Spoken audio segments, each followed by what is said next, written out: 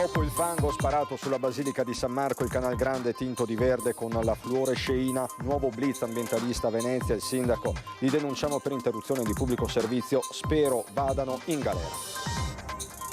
La strage degli Immacolati, 3 ragazzi sono morti annegati, hanno tentato disperatamente di uscire dall'abitacolo dell'auto, non solo a alta velocità, l'ipotesi del guasto alla vettura. Pellegrinaggio continuo ma composto sulla tomba di Giulia Cecchettin nel cimitero di Saonare. Il comune intanto ha deciso di pubblicare un post a lei dedicato ogni 11 del mese. È finita con un accoltellamento la violenta lite scoppiata in strada a 2 Carrare tra 2 cittadini originari del Bangladesh. Uno è ricoverato, ferito gravemente. La maggioranza è in difficoltà, ma i veneti hanno bisogno di risposte. Va all'attacco il PD regionale che ha presentato la sua maxi contromanovra, e sulla sanità duro Crisanti. Belluno, i lupi sono arrivati fino alle porte della città, ne hanno fatto le spese le pecore dell'assessore Franco Roccon. C'è amarezza, racconta. Stasera a Schio un concerto evento che segna l'ultimo tour di un gruppo storico come quello delle Orme. L'appuntamento è al Teatro Astra.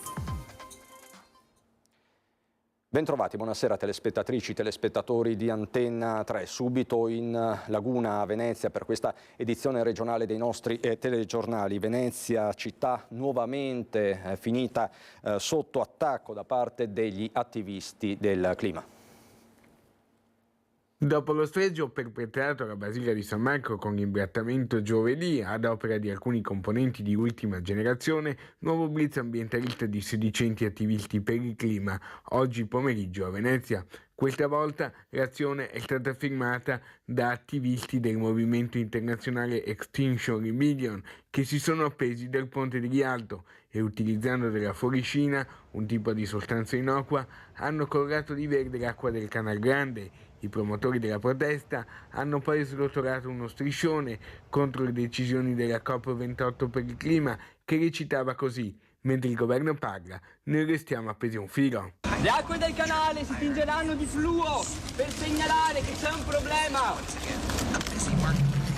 Ripeto, le acque si tingeranno di fluo per segnalare che c'è un problema. Una scena, quella dell'acqua verde del Canal Grande, che ha richiamato immediatamente alla memoria quanto già successo lo scorso maggio in una simile protesta. Infuriato, il sindaco di Venezia Luigi Brugnaro ha annunciato denunce. Ora basta, ha tuonato il sindaco, lo scherzo è bello finché dura poco, andremo fino in fondo e li denunceremo, sperando che questa volta ci sia una pena effettiva. Nel frattempo non si erano ancora spente le reazioni per l'imbrattamento alla Basilica. Al telefono il professor Amerigo Restucci, procuratore di San Marco, ricorda: se questo è il gesto che può portare aiuto alle cause, ammesso che ce ne siano che sono dietro a questo mondo di questo ambientalismo, se hanno la forza di farlo, facciano una manifestazione autorizzata e spieghino quali sono le loro ragioni. Rimaniamo in provincia di Venezia, ma nella parte orientale, per la strage dell'Immacolata, costata la vita a Portogruaro a 3 giovani ragazzi. Ci sono degli aggiornamenti davvero drammatici. Hanno lottato fino allo stremo, cercando in tutti i modi di uscire dall'abitacolo dell'auto che stava affondando fino ad inabissarsi. Giulia Di Tiglio, 21 anni, il fidanzato, Altin Hoti, 22, ed Egli Geci, 20 anni, sono morti annegati nel tentativo di mettersi in salvo dalla forza del fiume Regena. Lo si evince da alcuni segni riportati sul corpo. A dirlo la perizia del medico legale Antonello Cirnelli, eseguendo l'ispezione cadaverica sulle 3 salme. E a Sant'Agnese di Portogruaro, in Viale Venezia, teatro dell'immane tragedia, è incessante il viavai di amici e parenti inconsolabili in pellegrinaggio per portare fiori, lumini e biglietti tra lacrime e un dolore lacerante. Qui lungo il ponte, dove gli amici della compagnia, con Angela in lacrime, nella notte hanno allestito un piccolo altare con i nomi e le foto dei 3 ragazzi morti perché vengano ricordati per sempre, ci dice lei stessa. I suoi genitori di Altin hanno perso 2 figli. La Giulia era figlia unica, era faceva l'insegnante di ginnastica artistica qua a Porto, sì. Stava con i bambini, sempre con i bambini, era una persona meravigliosa. Se loro oggi erano vivi direbbero: ma come cavolo è successo? non bisogna dimenticarli. A stabilire se verrà eseguito o meno l'autopsia il pubblico ministero Federico Baldo della Procura di Pordenone. Con molta probabilità verrà fissato l'esame autoptico per accertare se Altin Oti, che guidava la BMW, avesse bevuto o meno. Verrà eseguita anche una perizia sull'automobile. Infatti, lungo la strada tratteggiata in verde non ci sono segni evidenti di frenata e tra le ipotesi c'è anche quella di un guasto alla macchina. Quando era morto il fratello Admir diceva sempre io mi comprerò una macchina grossa, così se succede un incidente sono più sicura. Sarà stato un millesimo di secondo perché lui era bravo, lui non è che correva chissà cosa, era responsabile. Sul piccolo ponte divenuto altare anche un lucchetto collocato, racconta Angela, a testimoniare il grande amore tra Altin e Giulia. Qua c'è un lucchetto per sempre. Adesso si sono riuniti tutti e tre su. Sempre sulle strade del Veneziano un'automobile ha preso fuoco dopo essersi ribaltata in tangenziale a Mestre. È successo la scorsa notte attorno alle 3 nei pressi dello svincolo Castellana. I 3 passeggeri a bordo sono riusciti a uscire dall'abitacolo prima che le fiamme distruggessero il veicolo. Tutti e 3 feriti sono stati soccorsi dal SUEM 118. Particolarmente grave uno dei 3, ma sarebbe fuori pericolo. Andiamo adesso a Saonara, nel cimitero di Saonara, dove da alcuni giorni sta riposando Giulia Cecchettin. Il Camposanto è un pellegrinaggio continuo. Fiori, qualche biglietto, alcuni peluche come questo orsetto, un quadro in legno intagliato fatto da un uomo che parla per tanti uomini come lui. Il volto sorridente di Giulia Cecchettin accanto a una rosa e a un nastro rosso e una frase: "Scusa Giulia se non siamo riusciti a proteggerti". È continuo dal giorno dopo il funerale il pellegrinaggio sulla tomba della giovanissima studentessa nel cimitero di Saonara, un affetto così grande e profondo che la croce di legno con il suo volto si intravede appena tra il piccolo giardino che ne è nato. Un pellegrinaggio composto, racconta Michela Lazzaro, sindaco di Saonara. C'è tanta gente che viene, ma è distribuita nel corso della giornata, quindi non c'è una ressa continua. È un pellegrinaggio sicuramente composto di rispetto anche per il luogo dove si trova appunto Giulia, giustamente, ma anche in segno di rispetto anche di tutto quello che abbiamo vissuto in queste 3 settimane, che devo dire sono state 3 settimane vissute intensamente da parte di tutta la comunità, però anche con molto rispetto per questo papà, per questa famiglia. Come Papagino, i fratelli Elena e Davide, a Saonara e Vigonovo, comunità unite in questo dolore immenso, nessuno vuole dimenticare. A Saonara la gigantografia di Giulia sorridente mentre vola in alto sull'altalena farà compagnia alla città per tutto il periodo del Natale, ma si pensa anche ad altro. Noi siamo a fianco del papà anche per ricordare Giulia.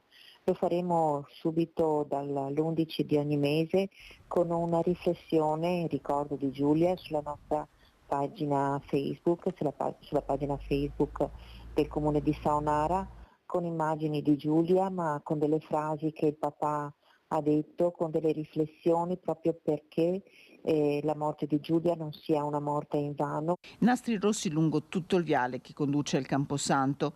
A Giulia una carezza leggera sul cancello d'ingresso, un cuore ricamato e un foglio inserito in una busta di plastica.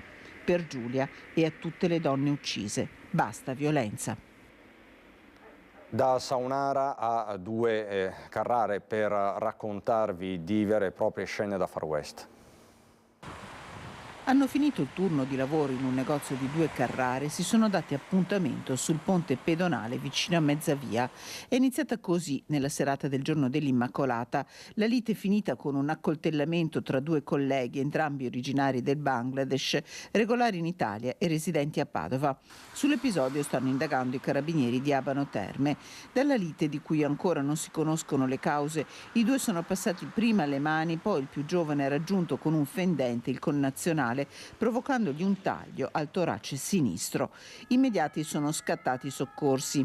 Il ferito, un 32enne, è stato ricoverato presso la casa di cura di Abano Terme, dove è tuttora in osservazione.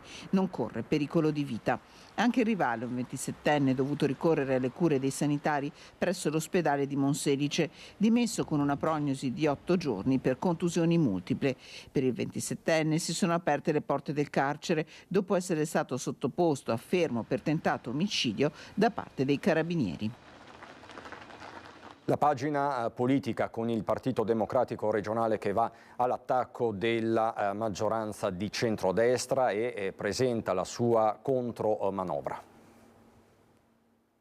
Il tema dell'autonomia, attorno a cui Zaia ha costruito tutta la sua, carriera politica, anche questa volta sembra l'ennesima non risposta. Usa il carico da 90 il PD di Vanessa Camani nel presentare la manovra emendativa alla legge regionale di bilancio, ma è come quest'anno, dicono i Dem, la maggioranza è in difficoltà e non è solo l'autonomia, ci sarebbero altre 2 scommesse non andate a buon fine. Mi riferisco alla Pedemontana, ancora non pienamente realizzata sul piano tecnico, ma anche che dal 2024 inizierà a pesare fortemente sul bilancio regionale, e l'altra la scommessa delle Olimpiadi. Da qui la contromanovra da 94 milioni di euro, definita in 5 punti: ambiente, giovani, sociale, sanità e legalità. Il grande assente di questa manovra è la lotta ai cambiamenti climatici. Contrasto alla siccità con un piano laghetti e un programma per le piantumazioni tra le misure, e poi ci sono le nuove generazioni da trattenere con borse di studio e sostegno agli affitti. Noi chiediamo 4 milioni per lo sostegno all'affitto dei giovani, perché altrimenti questi dopo prendono e scappano via se non riescono ad esprimersi. Connessa l'altra priorità, quella del sociale, con 4 milioni per le rette negli asili, speculare la situazione nelle RSA. Sul fronte sanitario invece la proposta è quella di un tavolo per le liste d'attesa, risorse ad hoc per dipendenze e salute mentale, e ancora la gratuità dei test prenatali, e l'altro aspetto importante è il test per quanto riguarda lo screening mammografico, e quindi diminuire l'età per intervenire. Infine la legalità in un territorio dove parlare di mafie non è più un tabù, e così si chiedono maggiori controlli nello smaltimento rifiuti e per la lotta al caporalato, cartina di tornasole anche la sicurezza sul lavoro. Pensiamo all'adeguamento del personale Spisa, qui proponiamo un investimento di 3 milioni di euro. E anche qui siamo nel podio per quanto riguarda gli incidenti mortali. Noi siamo molto preoccupati perché vediamo che lo schema di bilancio che la giunta regionale ci sottopone è sempre sostanzialmente uguale a se stesso. Insomma, un vero e proprio cahier de doléances, quello del Partito Democratico, cui si aggiunge un ulteriore attacco, quello del senatore Andrea Crisanti. Sanità veneta, una crisi senza fine? Questa è la domanda che ha accompagnato il dibattito, che ha visto relatori oggi il senatore Andrea Crisanti e la consigliera regionale del Partito Democratico Chiara Luisetto. Ma se la fine della crisi resta un'incognita a cui la regione deve dare risposta, l'inizio della crisi ha invece, secondo Crisanti, origini, cause e responsabilità molto chiare. In primis la distanza che c'è tra la gestione e i cittadini. Dunque Crisanti punta il dito sulla gestione della sanità, sulla gestione delle ULSS e sui rapporti tra i direttori generali e la politica. Un problema gestionale, che è il presidente di regione che nomina il direttore generale, a sua volta direttore amministrativo, sanitario e così via. Guardi, per quello che ho di esperienza mia a Padova, anche ha un'influenza sulla nomina dei dirigenti medici, operatori sanitari, quindi è evidente, non solo, ma con delle strutture ormai gigantesche che offrono servizi a 1 milione e mezzo di assistiti. È chiaro che c'è una differenza abissale a questo punto tra l'organo decisionale e le esigenze dei cittadini, quindi praticamente vengono prese decisioni completamente distanti da quelle che sono le esigenze dei cittadini. Io penso che noi vorremmo dei dirigenti sanitari che sono nominati da rappresentanti dei medici, da rappresentanti degli operatori sanitari, da rappresentanti dei sindaci, ma più che altro da rappresentanti delle organizzazioni dei pazienti. Il senatore del PD incalza e parla di direttori delle ULSS che agirebbero principalmente come manager interessati a far quadrare i conti, e anche sulle qualità manageriali di molti direttori generali Crisanti è critico. Magari fossero dei manager, il problema è che sono delle persone e uso alcune parole dette da alcuni di questi, che dicono che il loro azionista di riferimento è il presidente di regione. L'azionista di riferimento e un direttore generale devono essere i cittadini. Noi vogliamo dei direttori generali che siano sì competenti, ma che abbiano, scusi se uso questo termine, le palle per dire di no al presidente di regione, se pensano che determinate decisioni vanno contro gli interessi dei cittadini. Il quadro di una sanità veneta in difficoltà lo completano le liste d'attesa, la carenza di medici, gli investimenti non fatti e quelli fatti male, così come la perdita di eccellenze come ad esempio i robot di ortopedia al San Bassiano o la fuga di personale specializzato. Io penso che il problema della sanità in Italia e quindi anche del Veneto sia principalmente un problema di accessibilità ed equità. Le liste d'attesa non sono altro che il sintomo di una crisi d'accessibilità, perché se un cittadino deve aspettare mesi per un'indagine diagnostica o una visita specialistica, è chiaro che questo ha un impatto sulla risoluzione del problema, ha un impatto sull'aspettativa di vita. Pronti per andare a Belluno e parlarvi di lupi, ma subito dopo la pubblicità.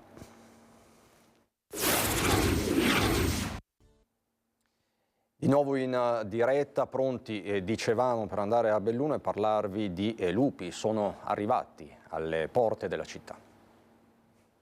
Ancora lupi e ancora predazioni. Questa volta colpiscono a Orzes, alle porte di Belluno. A farne le spese 6 pecore, tra cui un agnello. Il proprietario era l'assessore del comune di Belluno, Franco Roccon, che esprime tutta la sua amarezza per quanto accaduto. 10 anni avevo queste pecore fatte fuori in una notte, certo che il riscontro non può essere positivo, no? Pur avendo recinti, pur avendo tutte le cose, ma insomma l'appetito via mangiando me le ha fatte fuori tutte e 6 sostanzialmente. Erano 3 lupi, perché dai segni che avevamo sul terreno erano almeno 3. Tra l'altro una sera li ho anche visti mi sono passate davanti alla macchina, però il dispiacere insomma di queste pecore a cui ero assolutamente affezionato. Nonostante la feroce predazione, la voglia di avere ancora le pecore c'è e rimane. Garantisco che le rimpiazzo perché sono troppo belle ad averle, oltre che essere una riserva naturale, sono anche un aspetto di compagnia. Io non ho mai ucciso un agnellino, né mai lo farò, ma semplicemente erano proprio di compagnia. Certo che il lupo è un problema, in questo contesto, da che ne dicano alcuni ambientalisti, diventa difficile convivenza in certi modi e io non ho soluzioni e le lascio a chi di dovere. Ambientalisti come Cristiano Fant, noto per essere presidente dell'associazione Siamo Tutti Animali, dubita delle predazioni denunciate anche ai nostri microfoni dal sindaco di Chies dal Pago Gianluca Dal Borgo. Se così fosse, per Fant significherebbe che c'è un problema lupo, ma anche un problema allevatori. Per lui paiono numeri troppo alti per essere veri. Anche volendoci avvicinare, sostiene l'etologo, questa analisi dimostra chiaramente che c'è un problema lupo, ma anche un problema allevatori e di reti definiti basse, fatiscenti, che trattengono a malapena le pecore, figurarsi i lupi, nonostante leggi del 2001 che l'allevatore deve rispettare per tutelare gli animali anche dalle predazioni. A Schio, ora nel Vicentino, per chiudere in musica. E che musica stasera al Teatro Astra, a partire dalle 21, un concerto evento che segna l'ultimo tour di un gruppo storico, soprattutto in Veneto, come quello delle Orme. Un invito speciale a tutti i nostri telespettatori arriva da Luca Sparagna, voce, e dal leggendario Michi dei Rossi.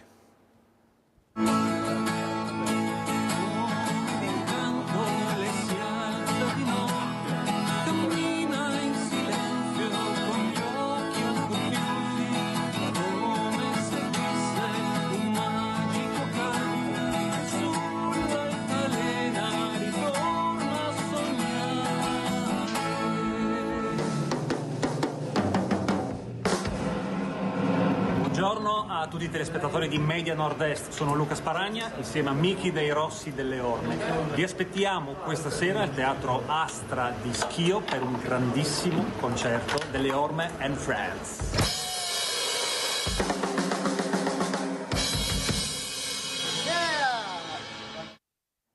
È tutto dal Veneto, vi lascio alle previsioni del tempo, buona serata.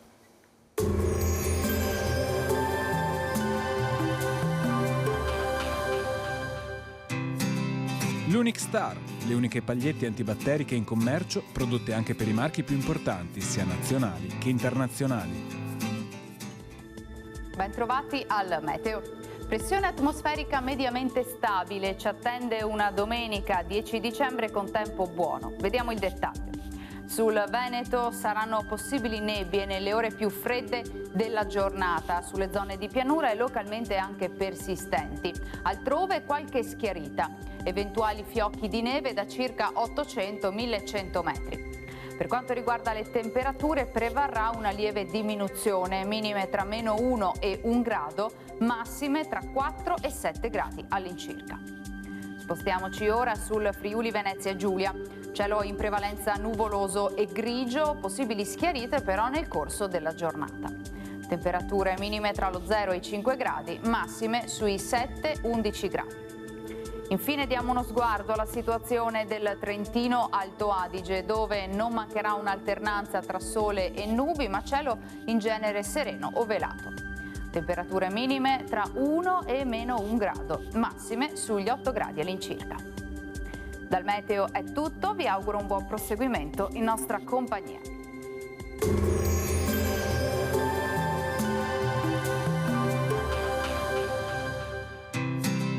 L'Unic Star, le uniche pagliette antibatteriche in commercio, prodotte anche per i marchi più importanti, sia nazionali che internazionali.